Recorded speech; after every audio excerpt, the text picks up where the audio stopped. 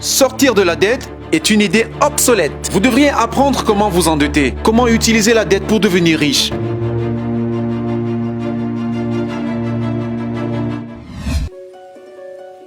Il y a en chacun de nous un pauvre. Il y a encore un pauvre en moi. Il y a aussi une personne de la classe moyenne. Et la personne de la classe moyenne veut la sécurité. Elle veut un salaire régulier. Et il y a une personne riche. Et ils sont toutes à l'intérieur de nous. Sauf que ce n'est pas enseigné. On vous apprend à aller à l'école, à trouver un travail et un chèque de paie. On n'apprend pas comment devenir riche. Si vous avez lu « Père riche, Père pauvre », mon père riche a refusé de me payer. Il a dit que le salaire était l'une des choses les plus abominables que vous puissiez subir dans votre vie. Il a dit qu'au moment où vous prenez un chèque de paye, vous êtes un employé. Et c'est l'état d'esprit. Donc, mon père riche ne m'a jamais payé. Cela a rendu fou mon père pauvre.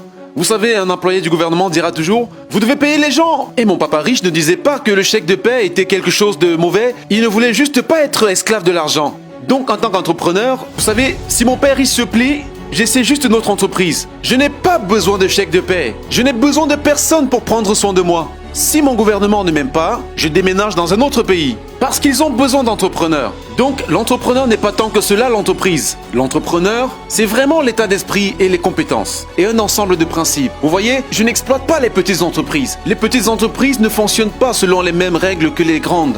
L'entrepreneur est d'abord un état d'esprit, un ensemble de règles, de compétences. Et selon que vous soyez un employé ou une petite entreprise, les règles sont différentes. Les mentalités sont différentes. Les compétences sont différentes. Si vous pouviez dire quelque chose à quelqu'un qui n'a jamais été entrepreneur et envisage de faire un acte de foi pour devenir un entrepreneur, que pourriez-vous lui dire? Eh bien, je vais juste leur dire la même chose qui m'est arrivée. Vous savez, mon dernier chèque de paie, je me souviens clairement que c'était l'un des pires et meilleurs jours de ma vie. Et j'étais à Porto Rico, j'étais là. Je travaillais pour Xerox. Et mon patron m'a donné mon dernier. Ce n'était pas un chèque de paie, mais un chèque de bonus. Et je pense que c'était environ 30 000 $, imposable. C'est le seul problème avec ça. Alors j'ai reçu ce chèque et j'étais très excité, mais j'étais aussi dérangé.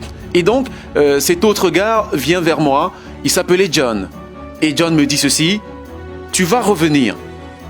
Et je lui ai demandé pourquoi. Il me répondit « Parce que tu vas échouer ». Je l'ai regardé et j'ai dit quelques mots grossiers parce que c'est ce qu'il a fait. Il a quitté Xerox, a échoué et il est revenu. J'ai répondu « Vous avez échoué et vous êtes revenu. Mais je vais échouer et je ne reviendrai jamais. » Et c'est ça l'attitude.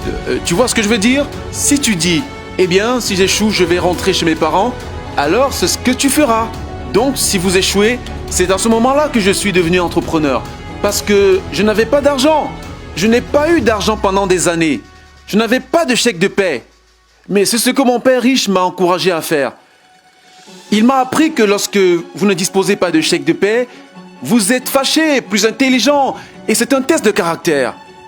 Deviendrez-vous un escroc, un malhonnête, un tricheur, un voleur, ou allez-vous devenir un meilleur être humain? Alors, c'est l'avantage de devenir entrepreneur. Vous découvrez vraiment qui vous êtes quand vous n'avez rien. Vous devez donc toujours regarder la situation dans son ensemble. Trop de gens regardent bien ce qui va leur arriver. Quand vous regardez la situation de façon panoramique, vous saurez également que lorsque quelque chose de mauvais arrive, quelque chose de bien va se passer. Mais vous devez être préparé à tout ce qui va arriver. Si vous pensez que les 20 prochaines années seront comme les 20 dernières années, vous allez être crémé. Vous savez, quand vous et moi allons au supermarché et achetons un carton de lait, nous vérifions toujours la date de péremption. Mais la plupart des gens ne vérifient pas la date d'expiration de leur cerveau.